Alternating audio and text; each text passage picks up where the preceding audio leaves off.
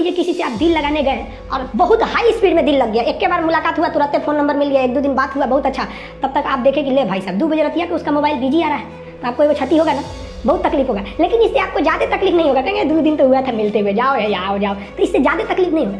लेकिन अगर उसके आने की स्पीड, जिससे दिल लगा रहे हैं, उसकी स्पीड थोड़ी कम रहेगी, धीरे धीरे आएगा। मान के चलिए कि एक थोड़ा सा पीछा किए, घर कहाँ है, भाई क्या करता है, ये क्या करता है, 2-3 महीना का समय लग गया, अब बड़ी मुश्किल से नंबर मिला, और 2-3 महीना बात हो गया, तब जाके पता चला ससुरा दूसरे से फसल है, तो इसके तुलना में इसमें क्षति ज़्यादा लगेगी, क्योंकि आपने ज़्यादा वक्त दिया है, थोड़ा धीरे धीरे स्पीड से आप आगे बढ़े थे, तो तकलीफ थोड़ा ज़्यादा होगा दिल टूटने में।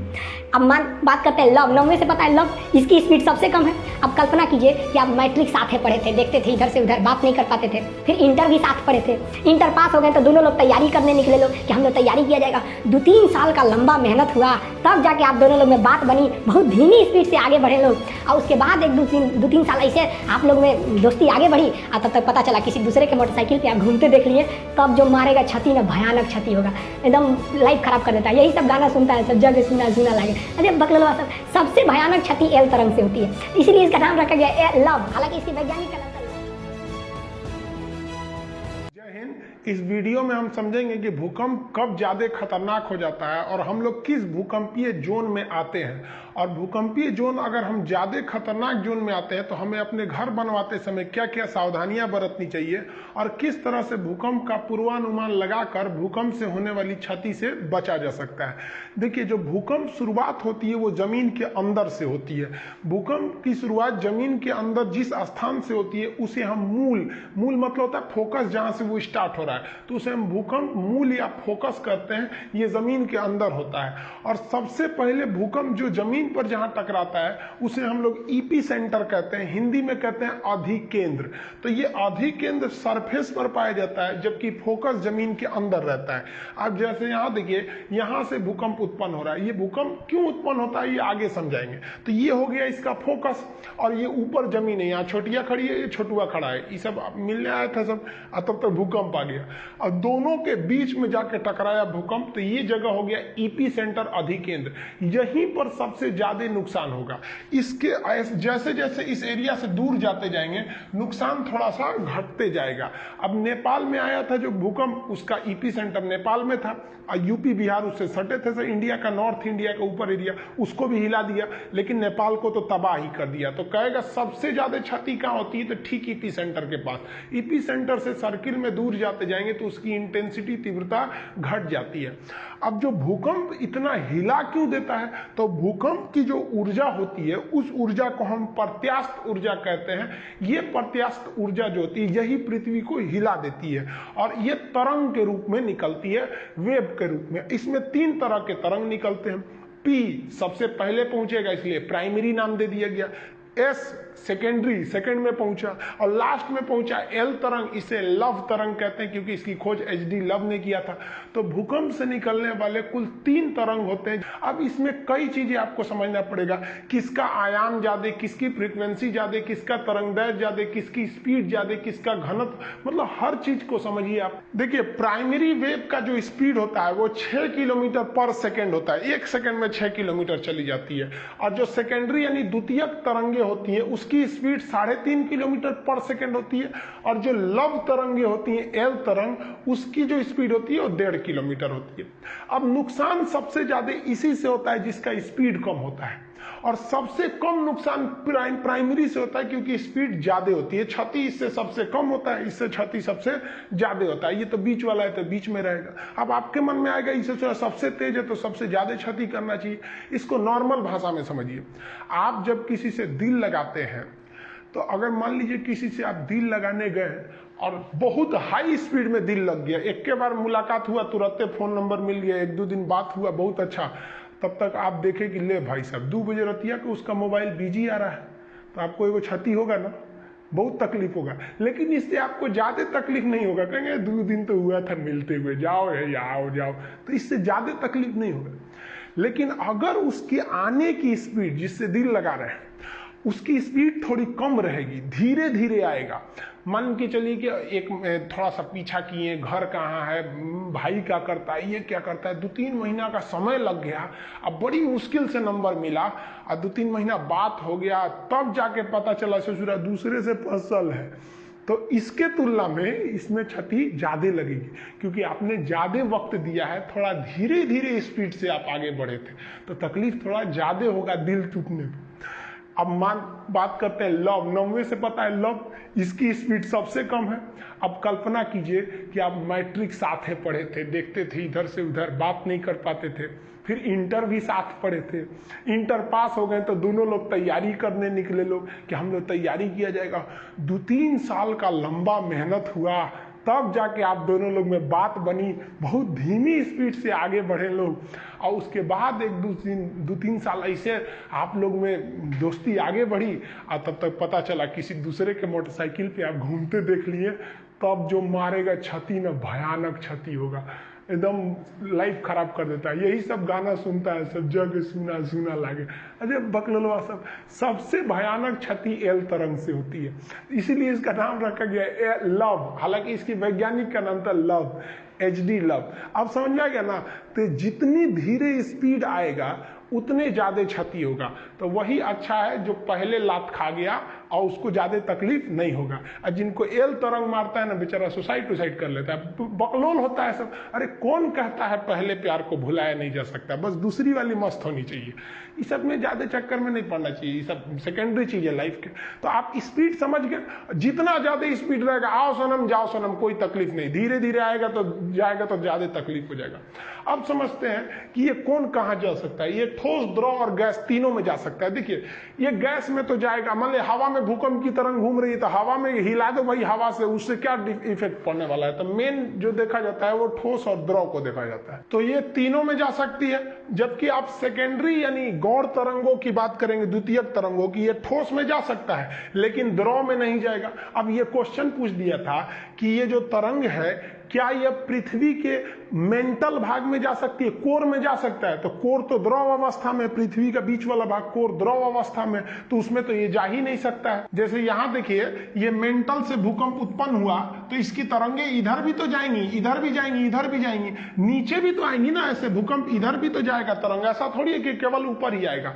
तो जो पी तरंगे होती हैं वो इस कोर को होकर पार कर सकती है क्योंकि वो द्रव में भी जा सकती है, लेकिन एस तरंगे पृथ्वी का जो सेंटर वाला भाग है उसको पार नहीं कर सकती है। जब तरंग उत्पन्न होती है ना तो इस जैसे यहाँ पे इसका फोकस है तो ये वाले एपी सेंटर पे ज्यादा तगड़ा मारेगा, और इधर गया तो यहाँ जाते जाते तो इसकी पावर खत्म हो जाता है। तो ये वाला जो होता है, ये देखिए आप ऐसा नहीं है कि सोचिएगा कि भूकंप उत्पन्न हुआ तो केवल इस डायरेक्शन में जाता है, वो दोनों डायरेक्शन में जा सकते हैं। तो ये वाला द्रव में न जाने की वजह से कोर में नहीं जा पाता है। और जबकि एल तरंग जो होता है ये पृथ्वी का जो बाहरी परत है ना, धरातल जिसमें हम लोग चलते हैं, ये मेन धरातल पे ही जाता है, इसलिए इसे धरातलीय तरंग के नाम से भी जानते हैं। ये सबसे ज्यादा क्षति पहुंचाता है क्योंकि नीचे तो कोई रहता नहीं, जो धरातल पे रहेगा उसी पे ये ज्यादा क्षति पहुंचाता है। एक और समझिए कि ये लॉन्गिट्यूडनल होता है। लॉन्गिट्यूडनल को कहते हैं अनुदैर्घ्य। अनुदैर्घ्य मतलब होता है सीधा एकदम निकल जाना, सीधे निकल जाएगा तो अनुदैर्घ्य होता है। यानी जो ध्वनि तरंगे होती है वो अनुदैर्घ्य होती है। हालांकि फिजिक्स में पढ़ाएंगे कि ध्वनि तरंगे 3 कंडीशन में अनुदैर्घ्य होती है, 2 कंडीशन में अनुप्रस्थ होती है, इसलिए इसको ध्वनि को दोनों में रखा जाता है। तो ये जो तरंगे होती है ना पी, ये अनुदैर्घ्य होती है, सीधे निकल जाती हैं और ये ध्वनि के समानता रखती है, ऐसे सीधे निकल जाती है। लेकिन अगर एस तरंग की बात करिएगा तो एस तरंग ट्रांसवर्स होती है यानी अनुप्रस्थ, इस तरह चलती है। जैसे आदमी कैसे पैर उठा उठा चलता है, तो उठा उठा के चलिएगा तो उसे कहते हैं अनुप्रस्थ। अब आदमी के मान लीजिए चप्पल का फीता टूट गया तो इसे घसकाते हुए चलता है, ऐसे ऐसे ऐसे, तब वो हो गया अनुदैर्घ्य। यानी ऐसे चलेंगे तो अनुदैर्घ्य। और जैसे ट्रेन चलती है अनुदैर्घ्य, उठ उठ के चलती है ऐसे, और घोड़ा दौड़ता है अनुप्रस्थ, ऐसे ऐसे, तो उठ उठ के ऐसे चलेगा तो अनुप्रस्थ, ये अनुप्रस्थ होता है। प्रकाश भी जो होती है वो अनुप्रस्थ तरंगों की तरह चलती है। ये फिजिक्स में आपको समझाएंगे। अब ये जो होती है ना, ये अनुप्रस्थ के समान ही समानता रखती है एल तरंगे, लेकिन ये ज्यादा घातक हो जाती हैं सब। यहां आप इमेज में देखिए कि ये सीधे निकल गई तो ये पी वेव्स है। अब ये जो ऐसे ऐसे जा रहा है ये एस वेव है, ये इस तरह से जा रहा है, और एल वेव भी वैसे ही जाता है लेकिन कुछ ज्यादा हिला देता है, इसलिए इससे ज्यादा क्षति हो जाती है। इसे हिंदी में प्राथमिक कहते हैं, इसे हिंदी में द्वितीयक या गौण कहते हैं, और ये तो है धरातल पे चलने के कारण इसे हम धरातलीय तरंग के नाम से जानते हैं। अब जो नया डिजाइन से क्वेश्चन पूछे जा रहे हैं उसको समझिए। अब वो वेव से पूछ देता है। तो पी वेव जो होती है वो बहुत घनी होती है, जैसे देखिए ये है पी वेव, और एस वेव जो होती है वो लंबी लंबी थोड़ी हो जाती है, और एल वेव और लंबा हो जाता है। इस हिसाब से आपसे 3 क्वेश्चन पूछता है कि आवृत्ति, तरंगदैर्घ्य और आयाम बताइए तीनों का। तो आवृत्ति जो है वो संख्या को गिनता है, एक समान समय में कितनी संख्या की तरंगे हैं उसे गिनता है। तो इसमें संख्या गिने ना ज्यादा, 1 2 3 4 5 6 7 8 9 10, तो इसकी आवृत्ति ज्यादा संख्या में है। तो यहां हम स्पष्ट लिख दिए आवृत्ति यानी संख्या ज्यादा होती है पी वेव का। लेकिन अगर एस वेव का देखिएगा तो इसकी संख्या कम होती है, 1 2 3 4 5 6 ही है। तो इसकी आवृत्ति यानी संख्या औसत है, मतलब इन दोनों के बीच में रहती है। जबकि अगर एल वेव जो ज्यादा क्षति पहुंचा रही थी उसकी संख्या ही कम मिलेगी, 1 2 3 और लगभग 4 मिलेगा। तो इसकी जो आवृत्ति यानी संख्या ये सबसे कम होती है। अब बात करते हैं वेवलेंथ यानी तरंगदैर्घ्य की। तो वेवलेंथ जो है वो दूरी को दर्शाता है। दूरी मतलब लंबाई, छोटी सी लंबाई रहेगी तो लंबाई कहते हैं, लंबाई बहुत बढ़ गया तो दूरी बताता है। तो ये जो है ये दूरी बता रहा है। तो देखिए, तो एक तरंग से दूसरे तरंग के बीच में इतनी ही दूरी दिख रही है, तो इसकी जो दूरी होती है वो बहुत कम होती है। जबकि उससे ज्यादा तरंगदैर्घ्य यानी वेवलेंथ यानी दूरी यानी तरंग की लंबाई, ये इसमें थोड़ा सा ज्यादा है। देखिए लंबाई इसमें थोड़ा सा ज्यादा है, तो ये दोनों के बीच में तो सब में मिडिल में ही आएगा। जबकि आप एल वेव की बात करेंगे तो एल वेव का जो तरंगदैर्घ्य होता है, दूरी होती है, वो सबसे ज्यादा होता है। देखिए इतनी दूरी है इसमें सबसे ज्यादा दूरी होता है। तो इमेज से समझिएगा। ड्रॉ करने के लिए आप सिंपल सा क्या करिएगा, इसे PSL लिखिएगा, पहले छोटा छोटा फिर उससे बड़ा फिर एकदम बड़ा। समझ आ गया कि नहीं आ गया? और उसके हिसाब से आप समझ जाइएगा। अब समझते हैं एम्पलीट्यूड यानी आयाम को। तो आयाम का सेंस होता है ऊंचाई, तरंग कितना ऊंचा है उसे हम आयाम कहते हैं। तो इसकी ऊंचाई देखिए कम है, इसकी ऊंचाई उससे थोड़ा सा ज्यादा है। जबकि अगर एल वेव की ऊंचाई देखिएगा तो इसकी ऊंचाई ज्यादा होती है। इसी वजह से ये ज्यादा खतरनाक होता है, आयाम ज्यादा होने की वजह से ज्यादा हिला देता है। अब जैसे मान लीजिए कोई व्यक्ति है तो उसको मान लीजिए आप धीरे धीरे इसे तमाचा मारिएगा, छोटा छोटा आयाम से, अरे अरे अरे इसे मारिएगा, कोई दिक्कत नहीं है। और तनी सा आयाम बढ़ाकर इसे मारिए, बहुत तेज लगेगा। एल तरंग की तरह आयाम बढ़ाइए, इतना हचाक दे मार दीजिए इसे, मुड़िए टूट जाएगा उसका। तो एल वेव क्यों खतरनाक होती है ये आप एकदम अच्छा से समझ गए। एक तो ये हचाक से बहुत लंबा लंबा वेव मारती है और उससे बहुत धीमे गति से आती है, एकदम अच्छा से झकझोर के बिल्डिंग को जाता है। और ये वाला आता है बिल्डिंग में जो हिला के चल जाता है, ये तो पूरा बढ़िया से अस्थिर हिलाता है, ऐसे जुड़ा गिर। तो अभी के जो एग्जाम्स है उसमें ये सब क्वेश्चन से ज्यादा पूछ रहा है। आप पुरनका रट के जाइएगा तो फिर फेल होके आएंगे। भूकंप के कारण देखिए, भूकंप का पहला कारण जो होता है नवीन वलित पर्वत। वलित पर्वत जो मुड़ के ऐसे बना है, फोल्डेड माउंटेन है। हालांकि ये कोई खास कारण नहीं है, ये मेन कारण है प्लेट टेक्टोनिक का। अब जो सबसे महत्वपूर्ण कारण होता है प्लेट, विनाशीय प्लेट का किनारा। हैरी हेस ने प्लेट टेक्टोनिक का सिद्धांत दिया था, वो नेक्स्ट चैप्टर में हम आपको समझाएंगे। प्लेट क्या होता है कि हम लोग जिस जमीन पे खड़े हैं ये जमीन बहुत मोटी है। जैसे आप अपने घर में 2 मंजिला 3 मंजिला पे खड़े होते हैं ना, तो आप लिंटर की ढलैया पे खड़े होते हैं, जो महज 4 से 6 इंच का ढलैया होता है, उस पर आपका पूरा घर रोक लेता है। तो जिस पृथ्वी पे खड़े हैं ना, ये भी एक ढलैया मिट्टी का है, और वो कितना मोटा है पता है? 100 किलोमीटर मोटा है। और जहां थोड़ा सा गहरा है उसके ऊपर पानी भर गया तो समुद्र हो गया। तो समुद्र जो दिख रहा है वो भी एक जमीन का हिस्सा है। 100 किलोमीटर ऊंचा जमीन है, उसमें थोड़ा सा ऊपर से धंसा दीजिए, समुद्र की गहराई कितनी होती है? 10 मैक्सिमम गहरा हो गया या mariana ट्रंच 11 किलोमीटर, तो 100 किलोमीटर से ऊपर से धसा दीजिए 11, तो उसमें पानी भर जाएगा तो समुद्र हो जाएगा, और नहीं तो उसके नीचे तो पूरा मिट्टी है ही है, तो लिथोस्फीयर का निर्माण कर देते हैं। तो हम लोग जिस पर खड़े हैं वो भी प्लेट है जिसकी मोटाई 100 किलोमीटर है, और ये प्लेट दूसरे प्लेट से जैसे टकराएंगे ना तब आपका वहां आ जाएगा भूकंप। हम ये प्लेट को आपको प्रैक्टिकली एग्जांपल देके समझाएंगे कैसे टकराते हैं सब 3D में। तो यहां मान लीजिए ये ब्लैक वाला एक प्लेट है, ये दूसरा प्लेट है, ये दोनों इधर आके टकराएंगे तो इसी किनारे पे ना भूकंप की संभावना ज्यादा रहेगी। तो जहां टकराने वाले किनारे रहते हैं उस किनारे को कहते हैं विनाशीय कगार, यहां भूकंप ज्यादा आते हैं। अब इसमें दो चीजें होती हैं, प्लेट अगर आपस में आके सटेंगे तो उसे कहते हैं अभिसरण, ये ज्यादा डेंजर होता है, और प्लेट अगर दूर हटेंगे तो इसे कहते हैं अवसरण। अवसरण में जैसे जैसे प्लेट हटेगा ना तो पृथ्वी के अंदर का ज्वालामुखी का मैग्मा धड़धड़ा के बाहर आ जाएगा। तो जब दूर हटता है तो उससे ज्वालामुखी आते हैं, वो भूकंप के लिए नॉर्मल माना जाता है, जबकि ज्यादा खतरनाक होता है प्लेटों का अभिसरण खतरनाक होता है। जहां प्लेट टकराएंगे वहां भूकंप ज्यादा आएगा। अब इसी का सिद्धांत दिया था रीड महोदय ने। रीड ने दिया था प्रत्यास्थ प्रचलन सिद्धांत। इन्होंने कहा था कि जब एक प्लेट दूसरे प्लेट से टकराती है या दूर हटती है तो इसकी एक क्षमता होती है, कितना भी खींच दीजिएगा इसे दूर हटाने के लिए तो टूटेगा नहीं, लेकिन एक मैक्सिमम क्षमता के बाद ये टूट जाएगा, तब भूकंप आएंगे। या आपस में सटाइएगा तो ये मुड़ेंगे नहीं, इनके अंदर एक इलास्टिसिटी होती है, लेकिन उससे ज्यादा ढकेल दीजिएगा तो ये मुड़ जाते हैं, जिससे कि भूकंप आ जाते हैं। तो ये रीड का सिद्धांत कई बार पूछा है कि रीड का सिद्धांत किससे संबंधित है, तो आप इतिहास भूगोल में चल जाते हैं, तो ये भूकंप से संबंधित है। अब मान लीजिए कि जहां दो प्लेट आपस में टकरा रहे हैं और उसी के ऊपर आप बिल्डिंग बना दीजिए तो मानव जनित कारण हो जाएंगे, भाई वहां बनाने की क्या जरूरत है।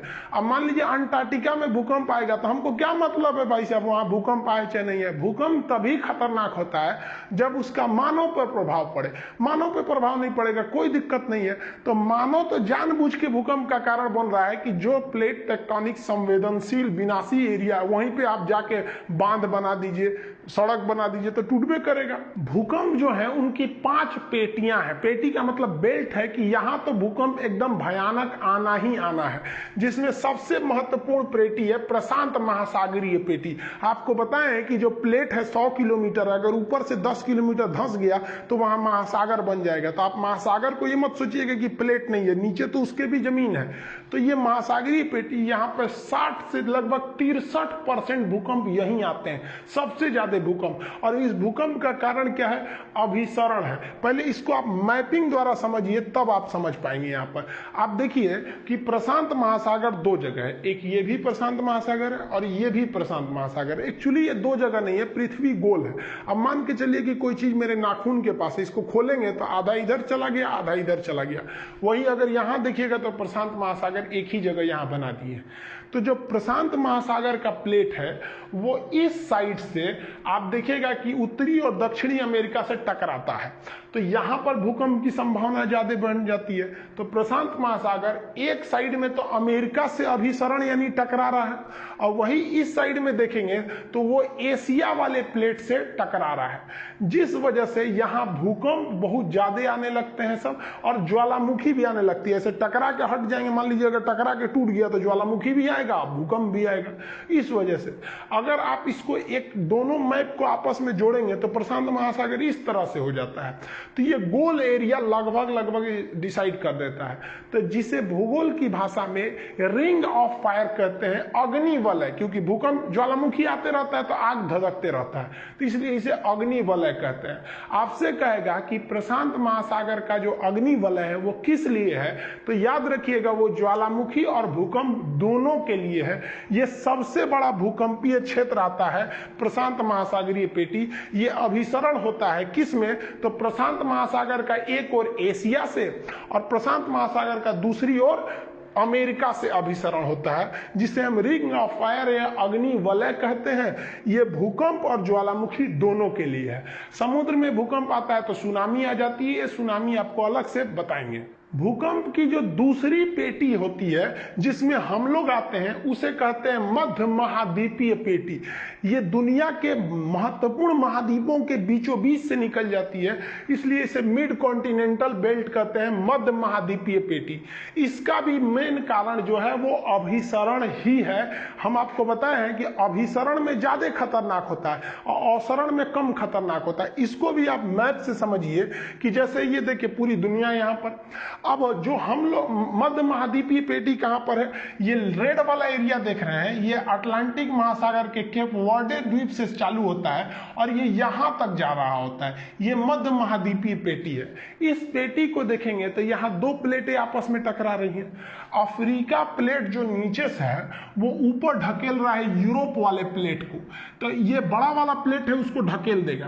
तो आने वाले 10 से 20 हजार साल बाद ये यूरोप जो है ना मैदान से ऊपर उठ के पठार बन जाएगा। यहाँ वाटरलू का मैदान बहुत फेमस है, जिस तरह में इंडिया में पानीपत का मैदान है। तो ये आपका जो अफ्रीकी प्लेट है ये ढकेल के यूरोप वाले प्लेट को उठा देगा। तो जहां ढकेलने वाला जो जहां जुड़ेंगे वहीं पर भूकंप आएगा। तो ये डॉटेड लाइन है, इस लाइन के आसपास जो रहेगा वहां पर भूकंप आना ही है। अब यूरोप का इधर वाला एरिया आएंगे तो ये एशिया और यूरोप लगभग आपस में मिलते रहते हैं, इसलिए इसका टेक्निकल नाम है यूरोप और एशिया यानी यूरेशिया। अब इस साइड में आएंगे तो ये यूरेशियन प्लेट है और ये हिंद महासागर और हिंदुस्तान दोनों एक ही प्लेट पर है, ये हिंद महासागर। तो इसे हम इंडियन प्लेट कहते हैं। इंडियन प्लेट इसको ढकेल रहा है। यहाँ पर इंडिया पहले यहाँ था अफ्रीका में, ये आगे समझाएंगे इवोल्यूशन में कैसे कैसे यहाँ गया। अब ये इसको ढकेल रहा है, तो ये दोनों जहां मिलेंगे वहां पर भी भूकंप आएगा। तो ये नेपाल के पास मिल जाते हैं और ये हमेशा उसको ढकेल रहा है। तो इसीलिए हिमालय पहाड़ की ऊंचाई बढ़ रही है। हम लोग जब छोटे थे तो पढ़े थे कि 8,848 मीटर ऊंचा है माउंट एवरेस्ट। आप लोग पढ़ रहे हैं 8,850 मीटर है। 10 साल रुकिए, इसी को आप पढ़िएगा 8,852 मीटर है। रीजन क्या है कि इंडियन प्लेट लगातार ऊपर ढकेल रहा है। हर साल ये ऊंचा हो जाता है, 5 सेंटीमीटर ऊपर भाग जाता है, जिस वजह से यहां टकराते हैं और ये एरिया पूरी तरह से संवेदनशील हो जाता है। और चूंकि जहां टकराएंगे वहां पहाड़ बनने की संभावना ज्यादा रहती है। आप यहां देखेंगे तो यहां पे आपको मिलेगा आपका पहाड़ आल्पस पर्वत से लेके इधर निकलेंगे तो यहाँ काकेशस पर्वत है, हिंदुकुश पर्वत है, हिमालय, आराकामियोमा। तो ये पहाड़ी कारण जो होते हैं वो भी भूकंप के कारण बनते हैं। लेकिन आपको पता है कि मेन कारण पहाड़ नहीं है, मेन कारण अभिसरण हो जाता है। तो हिंदुस्तान का जो भूकंपीय क्षेत्र है वो क्या है, वो महाद्वीपों के बीचों बीच से आ रहा है, इसलिए इसे कहते हैं मध्य महाद्वीपीय पेटी, जो मुख्य रूप से नेपाल यानी हिमालय से होकर गुजरता है और आगे जाके प्रशांत पेटी में जाकर मिल जाता है। तो यहां ध्यान से समझिए, तो हम लोग का जो पेटी है वो तो मध्य महाद्वीपीय पेटी हो गया। ये अभिसरण का कारण है। किससे अभिसरण हो रहा है, तो अफ्रीका ढकेल रहा है यूरोप को बना देगा एक दिन पठार, और एक और इंडियन प्लेट ढकेल रहा है यूरेशियन प्लेट को, इसलिए माउंट एवरेस्ट की ऊंचाई बढ़ रही है। ये दोनों जहां मिलते हैं वहीं पे बन गया है हिमालय पर्वत। ये समझ में आ गया। अब जो तीसरी भूकंप की पेटी है उसे हम कहते हैं मध्य अटलांटिक पेटी। ये अटलांटिक महासागर के बीच में है। ये ज्यादा खतरनाक नहीं है, ये अवसरण बंद करती है। कैसे, देखिए ध्यान से। ये अटलांटिक महासागर है, एस के आकार का है। इसमें क्या है कि इधर का प्लेट इधर जा रहा है और इधर का प्लेट इस साइड जा रहा है। तो ये अभिसरण नहीं हो रहा है जो खतरनाक होगा, बल्कि ये अवसरण हो रहा है। तो प्लेट जब दूर जाएंगे तो पृथ्वी के अंदर का जो मैग्मा है वो बाहर धधक के निकलेगा ज्वालामुखी से। तो मैग्मा इसमें बाहर निकल जाता है और ठंडा होकर वो एक चट्टान बना लेगा, और ये लगातार फैल रहा है इसलिए लगातार मैग्मा निकलेगा और इसके अंदर एक बड़ा सा चट्टान बन गया है। समुद्र के अंदर डूबे हुए चट्टान या पहाड़ को हम रिज या कटक कहते हैं। तो इसके कारण क्या हो गया, यहाँ ज्वालामुखी आते हैं और वही ज्वालामुखी का मैग्मा ठंडा होकर एक कटक बना लिया है। तो ये दुनिया का सबसे लंबा कटक कहेगा तो मध्य अटलांटिक कटक है, क्योंकि अटलांटिक महासागर के बीचों बीच में है ये मध्य अटलांटिक कटक। तो ये मध्य अटलांटिक में अवसरण होता है जिससे क्या निकलते हैं, ज्वालामुखी, और इसी ज्वालामुखी के जमाव से कटक का निर्माण हो जाता है उस एरिया में। देखिए पृथ्वी पर अगर आप प्लेटों की बात करेंगे तो बड़े बड़े 7 प्लेट हैं जिसमें मुख्य रूप से महाद्वीप हैं, और छोटे छोटे प्लेटों की संख्या क्या करेंगे तो लगभग वो 20 है, लेकिन 20 फेमस नहीं है। उन 20 में से कुछ ऐसे भी छोटे प्लेट हैं जो ससुरे भूकंप ला देते हैं, तो उन्हें हम यहाँ लिखे हुए हैं। अब एक एक करके समझा देते हैं। हालांकि एप्लीकेशन पे तो इसका PDF वगैरह सब आज ही डाले हैं, अभी तो एप्लीकेशन आप लोग के लिए खुला नहीं है, वो जस्ट बताएंगे हम किस दिन खुलने वाला, आप 1 से 2 दिन में उसको खोल देंगे। तो इसको आप मैपिंग के हिसाब से समझिए। इन तीनों को पहले समझा देते हैं, फूका प्लेट, कोकोस प्लेट और नजका प्लेट, ये कहां पर है सब, इसको ध्यान से समझिए। अमेरिका जो है, उत्तरी अमेरिका, तो अमेरिका के जस्ट इस साइड में, पश्चिम साइड में, प्रशांत महासागर में, यहां पर एक है फोका प्लेट। तो ये फोका प्लेट अमेरिका में भूकंप ला देता है क्योंकि प्रशांत महासागर वाला आके इसको ढकेल देता है, तो यहां भूकंप आ जाते हैं। यहां पर मैक्सिको के जस्ट इधर में है कोकोस प्लेट। अब याद रखिएगा, यहां एक कोको द्वीप है, यहां एक कोकोस द्वीप है, ना ये कोको है ना ये कोकोस है, ये कोकोस है लेकिन ये कोकोस प्लेट है। ये कोकोस प्लेट कहां लाता है तो प्रशांत महासागर में मैक्सिको के तट पर भूकंप लाता है। नजका प्लेट, ये कई बार यूपीएससी में पूछा है, नजका प्लेट कहां है, तो नजका प्लेट एक छोटा सा प्लेट है, वो प्रशांत महासागर में है लेकिन वो पेरू तट के पास है नजका प्लेट। तो ये छोटे छोटे प्लेट हैं लेकिन ससुरे विनाशी प्लेट हैं, दूसरे से टकरा रहे हैं। अगर वही आप अगर कोई प्लेट को देखेंगे, जैसे ये अटलांटिक प्लेट है जो नीचे की ओर है, तो ये अटलांटिक महासागर में प्लेट है लेकिन इसके पास कोई दूसरा प्लेट ही नहीं है, जिस वजह से यहां भूकंप वगैरह नहीं आते हैं। सर भाई टकराएगा तभी तो भूकंप आएगा। तो आपसे क्वेश्चन भी पूछता है कि वह कौन सा ऐसा महाद्वीप है जहां एक भी भूकंप नहीं आते हैं, तो अटलांटिक वाला है। अरे भाई ये नीचे वाला अटलांटिक का रहे, ये अंटार्कटिक वाला, तो ये अंटार्कटिक के पास कोई प्लेटें टकराने नहीं जा रहा है। टकराएगा तभी तो अभिसरण होगा और वो जो किनारा कगार है वो विनाशी कगार बनेगा, तो यहां भूकंप का लिए आएंगे, नहीं आते हैं सब यहां पर। और छोटे छोटे प्लेट देखिए, तो अफ्रीका की भ्रंश घाटी, जब हम आपको बताए थे कि 8वां महाद्वीप जिलांडिया, तो उसमें बताए थे कि आने वाले समय में ये अफ्रीका में भ्रंश घाटी आ रही है जो इथोपिया से लेकर नीचे तक जा रही है। ये आने वाले 40 से 50,000 साल बाद ये कट कर अलग हो जाएगा। उसी तरह जिस तरह से हिंदुस्तान पहले यहाँ था, कट के अलग होके वहां चला गया, ये भी अलग होगा। अब ये जो अलग होगा तो यहां भी भूकंप आएंगे, लेकिन यहां पर क्या है, यहां अभिसरण नहीं हो रहा है, अवसरण हो रहा है, दरार पड़ रही है, जिस वजह से यहां एक बहुत बड़ी दरार पड़ गई है जिसे बृहद भ्रंश के नाम से जानते हैं। यह भी भूकंपीय क्षेत्र में आ जाता है। यहां पर तंजानिया पहाड़ी वगैरह है जो भूकंपीय क्षेत्र में आ जाते हैं। और अगर और छोटे प्लेट की बात करेंगे तो ये वाला इंडिया के अंडमान के पास है। अंडमान के पास एक छोटा सा प्लेट है जिसका नाम है बर्मा प्लेट। म्यांमार का पुराना नाम बर्मा प्लेट। यही बर्मा प्लेट 26 दिसंबर 2004 को टकरा गया था इंडियन प्लेट के पास, सुमात्रा द्वीप के पास, जिससे भयानक सुनामी चली आई थी। समुद्र में आने वाले भूकंप को हम सुनामी कहते हैं। अब यहां देखेंगे तो ये जो दक्षिणी चीन सागर है उसका वो जो प्लेट है उसका जो ज्योग्राफिकल नाम है उसका नाम है सुंडा प्लेट, और यहाँ पर फिलीपीन के पास है फिलीपीन प्लेट। तो ये छोटे छोटे प्लेट हैं, ये 7 ऐसे छोटे प्लेट हैं जो हैं ससुरे छोटे, देखने में लगे छोट लेकिन घाव करे गंभीर। ऐसे ससुरा बर्मा प्लेट छोटा दिख रहा था, सुनामी लेके चलाया। तो ये आप छोटे छोटे प्लेट समझे, और ये भी समझे कि अगर प्लेट टकराएगा नहीं तो वहां भूकंप नहीं आएंगे, जैसे अंटार्कटिका में भूकंप नहीं आते हैं। ये छोटे प्लेट हो गए, और ये अंटार्कटिका में भूकंप आते नहीं है, वहां आदमी भी नहीं रहता, आएगा भी तो कोई किसी काम का तो नहीं रहेगा। अगर इसका स्क्रीनशॉट लेना चाहते हैं तो ले लीजिए, नहीं तो फिर एप्लीकेशन पे पढ़ेंगे तो इसका PDF और टेस्ट तो सब बताएंगे आप लोग को। तो इसमें हम आपको मोटा मोटी हर एक प्लेट बताए हैं। ये प्रशांत महासागरीय प्लेट है जो इस इधर भी है। हम लोग का जो भूकंपीय प्लेट है वो है आपका मध्य महाद्वीपीय। इसका मध्य महाद्वीपीय क्यों नाम पड़ा, क्योंकि ये पूरे महाद्वीपों के बीचों बीच से आ रहा रहा है, जिसमें मुख्य रूप से हिमालय और भारत का उत्तरी हिस्सा है। ये मध्य अटलांटिक है, इसमें तो अवसरण हो रहा है, इसमें तो भूकंप ही नहीं आते हैं। अब समझते हैं भूकंपीय जोन किसे कहते हैं। वह एरिया जो प्लेटों के कगार के पास जहां टकरा रहे हैं ठीक वहीं पे आ जाएगा तो उसका भूकंपीय जोन ज्यादा खतरनाक वाला हो जाएगा, उससे दूर जाएंगे तो कम खतरनाक। तो भूकंप के खतरे को भांपते हुए हम एरिया को बांट देते हैं, ये ज्यादा संवेदनशील है, ये कम संवेदनशील है, उसे हम भूकंपीय जोन कहते हैं। भूकंपीय जोन 1 से लेकर 5 होते हैं। भूकंपीय जोन जो 1 है इसमें लगभग 5 तीव्रता का भूकंप आता है, जिसमें किसी को कोई दिक्कतें नहीं होता है। इसलिए भूगोलवेताओं ने अभी कह दिया है कि जो भूकंपीय जोन 1 है इसकी मान्यता को खत्म कर दिया गया है।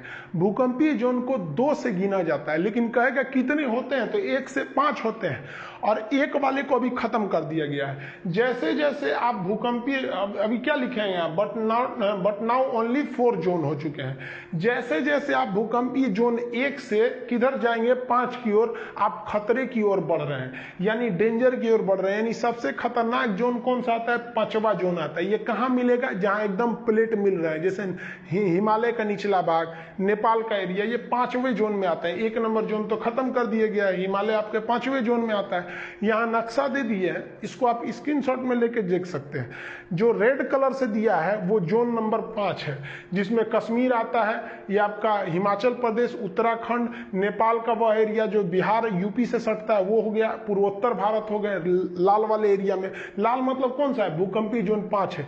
ये गुजरात का ऊपर वाला कच्छ जो है, भुज में तो 26 जनवरी 2001 को भूकंप आ गया। सोचिए सब लोग झंडा फहरा रहे थे, लोग सुबह सुबह भूकंप आ गया, बहुत खतरनाक भूकंप था वहां पर। ये तो इस बार एग्जाम में भी पूछा था किस दिन आया था। बाकी अगर आप देखेंगे तो भूकंपीय जोन 2, जहां से अब तो मेन शुरुआत हो रही है, हम आपको पहले ही बोले कि 1 नंबर खत्म हो गया। आप इस नक्शा में भी देखिएगा तो भूकंपीय जोन 2, 3, 4, 5 को बनाया गया है। तो देखिए दक्षिण भारत में ये वाला एरिया कम है, 3 नंबर में आ जाता है येलो जोन। तो यहां से आप कलर के हिसाब से जोन डिसाइड कर सकते हैं कि आप किस जोन में आते हैं। अभी जो बताएं वो आपके पीसीएस लेवल या फिर आपके यूपीएससी लेवल में वहां से ज्यादा क्वेश्चन आते हैं। अब ग्रुप डी, खलासी, चपरासी, गैंगमैन, सफाई कर्मी, इस सब के एग्जाम में क्या पूछेगा बच्चा वाला चीज कि भूकंप को किस मशीन से नापते हैं, तो सिस्मोमीटर से नापते हैं। ये मशीनमा का नाम है सिस्मोमीटर, ये नाप देता है वहां पर। भूकंप की स्टडी को क्या कहेंगे, सिस्मोग्राफ कहेंगे, सिस्मोलॉजी कहते हैं। किस ग्राफ से नापते हैं, तो उसे जिस ग्राफ पे उसको बनाया जाता है उस ग्राफ का नाम होता है सिस्मोग्राफ। किस स्केल से नापते हैं, तो स्केल कई ठो है जिसमें रिक्टर स्केल फेमस होते हैं। पहले आप ग्राफ और स्केल में अंतर समझिए। यहां हमने ग्राफ बना दिया कि भैया ये भूकंप आया है, ग्राफ बना दिए। अब इस ग्राफ को नापिएगा कैसे, कि भाई किलो में नापिएगा कि लीटर में नापिएगा कि सेंटीमीटर में, कोनो ना कोनो एक स्केल रहना चाहिए ना। जैसे गेहूं को आप किलो में नापते हैं, पानी को लीटर में नापते हैं, तो चीजवा तो वही है, उसको नापने के लिए यूनिट चाहिए, कोई ना कोई स्केल चाहिए।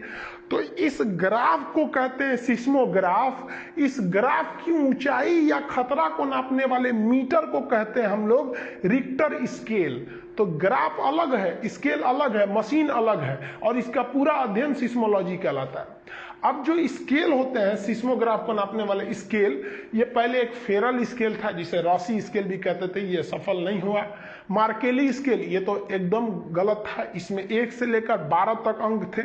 ये प्रेक्षण और अनुभव पर आधारित था कि इस साल जो अगर 10 गो घर गिराया है तो मान लीजिए कि भूकंप की तीव्रता 6 है, और अगली बार मान लीजिए गिरा दिया 20 गो या 40 गिरा लिया तो उससे ज्यादा, मतलब ये अनुभव के आधार पर है, नहीं समझे तो ये फालतू हो गया, इसको भी निकाल दिया गया। अभी जो पूरी दुनिया मानती है वो मानती है रिक्टर स्केल, जिसे हम लोग रीचर स्केल भी कहते हैं। इसमें 1 से लेकर 9 तक अंक रहता है। लेकिन ध्यान दीजिएगा, अगर आप कमीशन लेवल के एग्जाम में बैठे हैं तो उसमें पूछ देता है कि रिक्टर स्केल पर रेयरेस्ट भूकंप को किस अक्षर से दर्शाते हैं, तो वो 10 से दिखाते हैं। तो जनरली इसमें 1 से 9 तक अंक होते हैं आपके रिक्टर स्केल में। आप छोटे मोटे वनडे एग्जाम में देते हैं तो 1 से 9 में मारेंगे, लेकिन कहते हैं एकदम रेयरेस्ट भूकंप को किस में दर्शाएगा, तो 10 में। इसकी एक खासियत क्या होती है रिक्टर स्केल की, कि हर अंक अपने से पिछले अंक से 10 गुना ज्यादा पावरफुल होता है। यानी अगर आपसे कह रहा है कि रिक्टर स्केल पर कोई भूकंप आया है जिसकी तीव्रता है 6, और रिक्टर स्केल पे एक भूकंप आया जिसकी तीव्रता है 7, तो आपको अंक में भले दिखेगा कि 6 से 7 एक के अंक है, लेकिन पावर देखेंगे तो 10 गुना ज्यादा खतरनाक होता है। तो रिक्टर स्केल पर हर एक अंक अपने से पिछले अंक से 10 गुना ज्यादा खतरा को लेकर रखता है। रिक्टर स्केल पर अगर 7 तीव्रता से कम का भूकंप है तो उससे कोई लॉस नहीं होगा, बस आपको हल्का हल्का हिला के चल जाएगा। लेकिन अगर 7 तीव्रता का भूकंप है तो जरूर क्षति पहुंचाएगा, और 7 से भयानक जितने ज्यादा आप चले जाइए और भयानक आ जाएगा। फुकुशिमा में तो आ गया था 9 तीव्रता का भूकंप। नेपाल में जो आया था 8.1 था, जो लाम्बाजुम जिसका सेंटर था 2015 वाला का। तो ये आप समझ गए रिक्टर स्केल, ये सब बच्चा वाला चीज है, आगे समझिए। देखिए एक लाइन आप पढ़े होंगे आइसोसिस्मल लाइन। आइसोसिस्मल लाइन जो होता है उसे हम समान तीव्रता यानी समान क्षति वाले एरिया को मिलाता है। जैसे मान लीजिए कि यहां भी आया 6 तीव्रता का भूकंप, यहां भी आया 6, यहां भी आया 6, यहां 6, लेकिन यहां आ गया 7। तो आइसोसिस्मल लाइन कैसे खींचेगा, इसे मिला दीजिए। तो एक जैसी तीव्रता वाले, जहां एक जैसी तीव्रता रहेगी वहां एक जैसे नुकसान भी होगा। तो समान तीव्रता वाले जगह को मिलाने वाली लाइन को कहते हैं आइसोसिस्मल लाइन। लेकिन ये पुराना हो गया ये क्वेश्चन।